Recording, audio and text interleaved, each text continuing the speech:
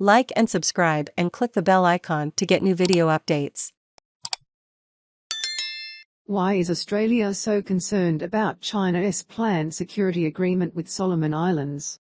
When news broke that China and Solomon Islands were planning to sign a new security agreement, the reaction in Australia was one of alarm and concern.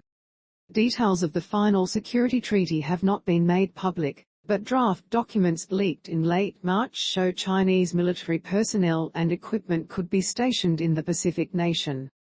This has led to growing fears in Canberra that Beijing could establish a military presence in Solomon Islands, which lies about 2,000 kilometres northeast of Australia. How does it impact Australia? Read more. Tensions between China and Australia have been rising for years since the ban on Huawei, and a long list of political disputes over trade, defense, cyber attacks and recently Russia's invasion of Ukraine has soured relations. But at the heart of the matter is China's emergence as the great rival of the United States, Australia's traditional strategic ally. As a new strategic studies professor Hugh White told Radio National Breakfast in February, Australia's problem with Beijing goes right to the fact that they want to take America's place as the dominant power in East Asia and we don't want them to. Jade Guan, a lecturer in strategic studies at Deakin University and a China scholar, said Australia wanted to play a leadership role among countries in the South Pacific. Australia also would like to provide a supporting role to maintain a regional order that is underwritten by US superiority in the region, Dr. Guan said. By forming security ties to a neighbouring country, a move Australia's Minister of Defence Peter Dutton described as aggressive, China's influence in the region continues to expand. China's growing ties with Solomon Islands. China's influence in the South Pacific has grown rapidly in the last decade, and many countries in the region have established economic deals with Beijing. These deals are part of China's Belt and Road Initiative, a global development strategy to create trade routes and increase Beijing's influence around the world. China would like to expand its influence in terms of its economic clout into the South Pacific for either resources interests or investment interests, Dr. Guan said. But China's interests are not only economic.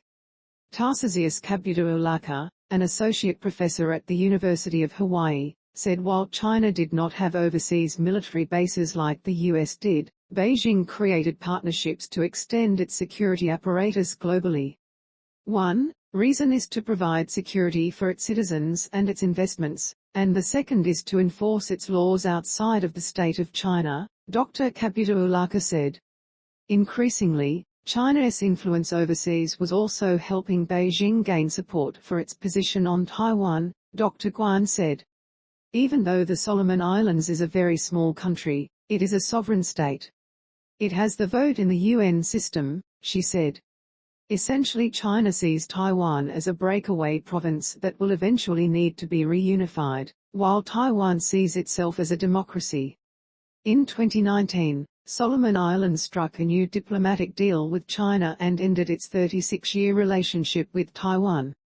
Taiwan has worked hard to create alliances in the Pacific, but China has won over many of its allies and encouraged them to adopt the One China policy.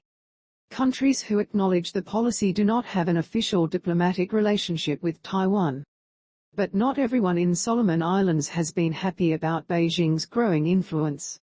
Last year, violent protests broke out in the capital Honiara, and they were, in part, linked to the growing ties with China and the split with Taiwan. Under Australia's existing security agreement with Solomon Islands, troops and police were sent to Honiara to help quell the violence at the request of Prime Minister Manasseh Sajave. What can Solomon Islands gain from the deal? In a speech to Parliament defending the proposed security agreement, Prime Minister Sajave said while Solomon Islands' traditional security partners including Australia remained important, Honiara wished to diversify its partners to achieve our security needs. According to Dr. Kabutaulaka, whose research focuses on China in the Pacific, Solomon Islands could benefit from the proposed security agreement with Beijing. Australia provides a lot of security support but not enough to enable the police to operate, particularly in a country that is geographically dispersed, he said. But Dr. Kabudulaka said China was not only supplying equipment, it was providing police training, and it was important to question if Beijing's policing model was appropriate for Solomon Islands. I don't see that discussion taking place in Solomon Islands in this case, Dr. Kabudulaka said. I think that there is simply an assumption that what works in China works everywhere else and therefore should be exported.